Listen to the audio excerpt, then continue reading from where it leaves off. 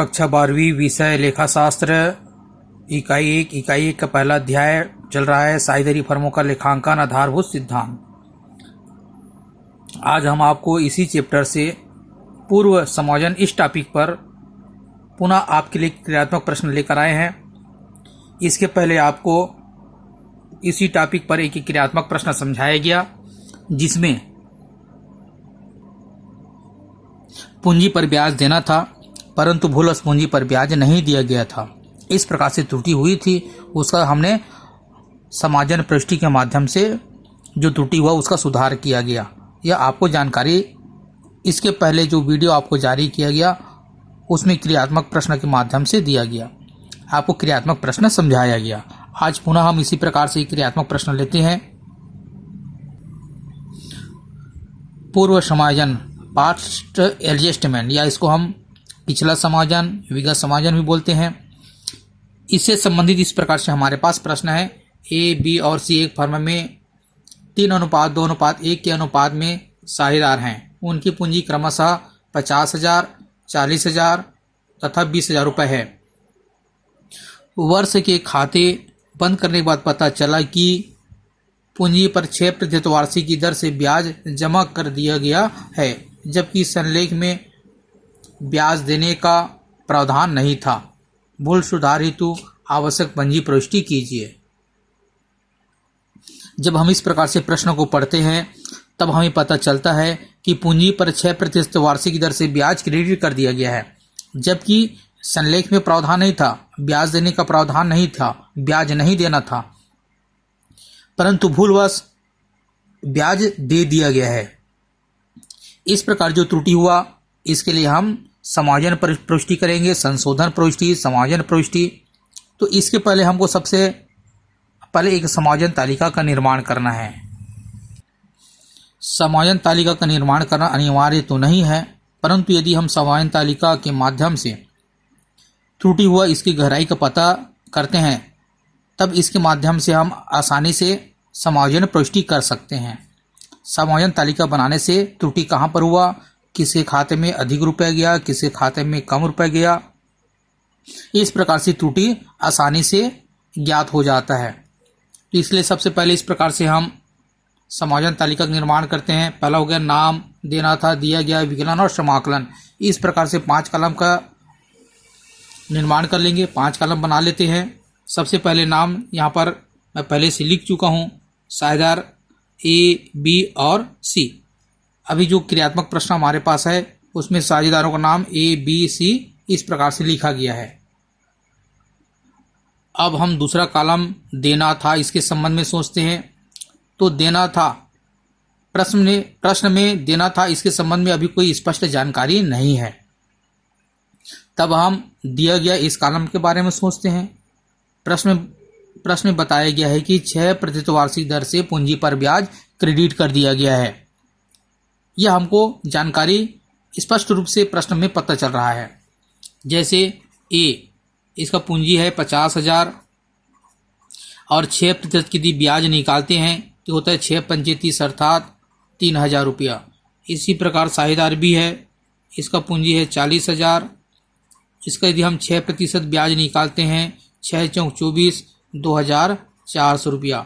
साझेदार सी है, इनका पूंजी दिया गया प्रश्न में 20,000, 6% यदि हम ब्याज निकालते हैं तो इसका ब्याज होता है 6 दूनी 12, 1,200 रुपया। इस प्रकार से 6,600 रुपया तीनों के खाते में ब्याज के रूप में जमा कर दिया गया है। इसे हम समायोजन तालिका की कॉलम दिया गया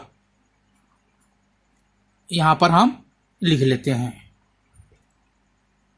साझेदार ए को पूंजी पर 6% से 3,000 रुपया ब्याज के रूप में दिया गया, क्रेडिट किया गया। साझेदार बी के खाते में 2,400 रुपया पूंजी पर ब्याज के रूप में क्रेडिट किया गया है। साझेदार सी के पूंजी खाते में ब्याज के रूप में 1,200 रुपये क्रेडिट किया गया है। इस प्रकार से जोड़ते हैं 3, 2, 5 और 1, 6, 4, 2, 6, 6,600 रुपया तीनों के पूंजी खाते में क्रेडिट कर दिया गया है, जबकि यह त्रुटि है। ऐसा नहीं करना था तो हमें इस 6,600 रुपये कैसे करना था। 6,600 को 3:2:1 इसमें विभाजन करना था। यहाँ पर हम विभाजन करते हैं 6,600, 3, 2, 5 और 1 6, 6 से भाग करेंगे, 6 एकम 6 एकम, इस प्रकार से 1100। पहले वाले का हिस्सा है 3, अर्थात हम 3 से गुणा करेंगे। फिर दूसरे वाले का हिस्सा है 2, अर्थात यहाँ पर हम 2 से गुणा करेंगे। और तीसरे वाले का हिस्सा है 1, अर्थात यहाँ पर हम 1 से गुणा करेंगे। 3 से गुणा करते हैं तब यह होता है 3,300 रुपया। 2 से गुणा करेंगे तब यह होता है 11 दूनी 22, 2,200 रुपया। जब 1 से गुणा करते हैं तब होता है 11 एकम 11, 1,100 रुपया। इस प्रकार से हम देना था, इसी प्रकार से देना था, अर्थात साझेदार ए को 6,600 रुपये जो है लाभ के रूप में इसको 3,300 रुपये प्राप्त होना था। साझेदार बी को 2,200 रुपये प्राप्त होना था। साझेदार सी को 1,100 रुपये प्राप्त होना था। इस प्रकार से 6,600 रुपये को डिवाइड करना था, परंतु ऐसा नहीं किया गया है। इस प्रकार से दिया गया है, ऐसा दिया गया, जबकि देना था इस प्रकार से। यहाँ पर त्रुटि हुआ, सुधार करेंगे। सुधार करने के लिए हम आकलन करते हैं। यहाँ पर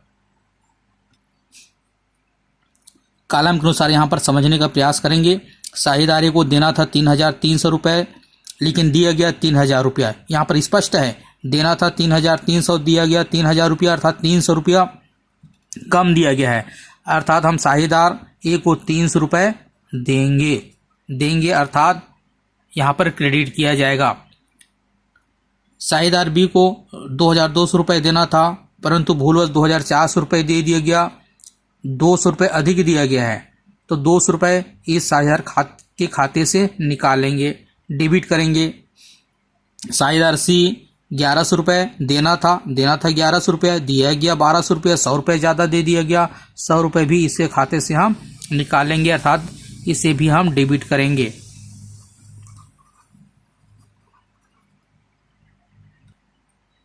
यहाँ पर इंपॉर्टेंट चीज़ जो आपको याद रखना है, यहाँ पर साझेदार ए के खाते को क्रेडिट किया गया, बी और सी के खाते को डेबिट किया गया। ऐसा क्यों?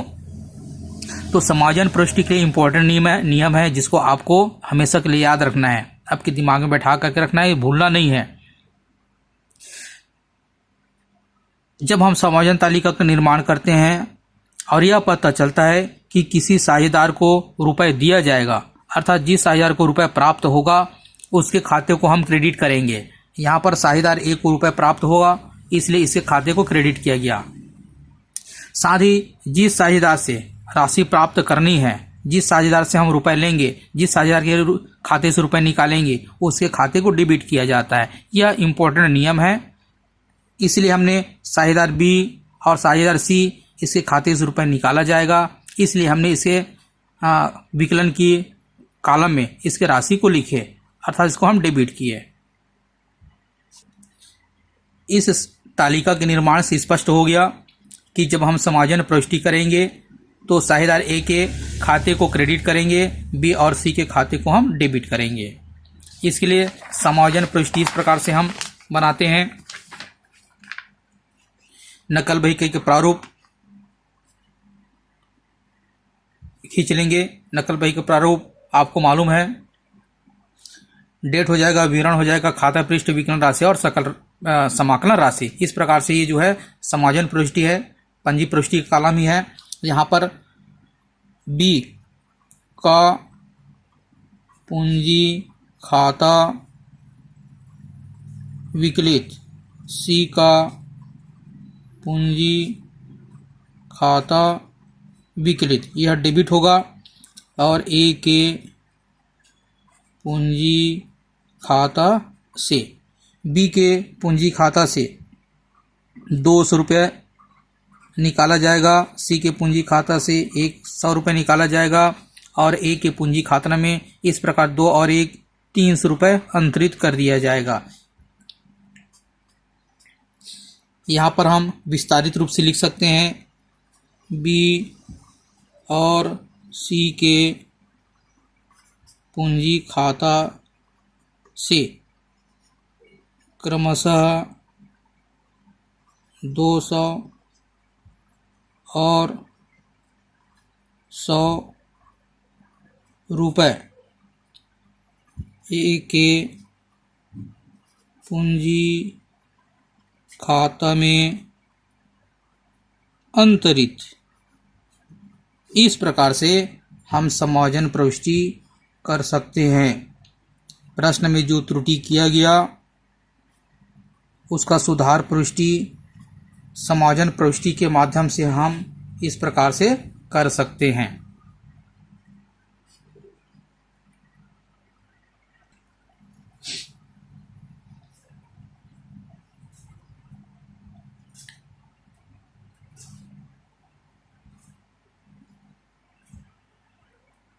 इसे हम समायोजन प्रविष्टि कहते हैं, त्रुटि सुधार प्रविष्टि भी कहते हैं, भूल सुधार प्रविष्टि भी कह सकते हैं, संशोधन प्रविष्टि भी कह सकते हैं। तो इस प्रकार से जो आपको पहले सैद्धांतिक के बातें बताया गया, नियम बताया गया, उनको याद रखना है और हो सके तो आप समायोजन तालिका का निर्माण कीजिए। इससे आपको आसानी से समायोजन प्रविष्टि करने में सरल लगेगा और आसानी से आप इस प्रकार से समायोजन प्रविष्टि कर सकते हैं। इस प्रकार से प्रश्नों को आप सतत अभ्यास करते रहिए। अभ्यास करते रहने से आपको कोई परेशानी नहीं होगा। नियम भी आपको आसानी से याद हो जाएगा।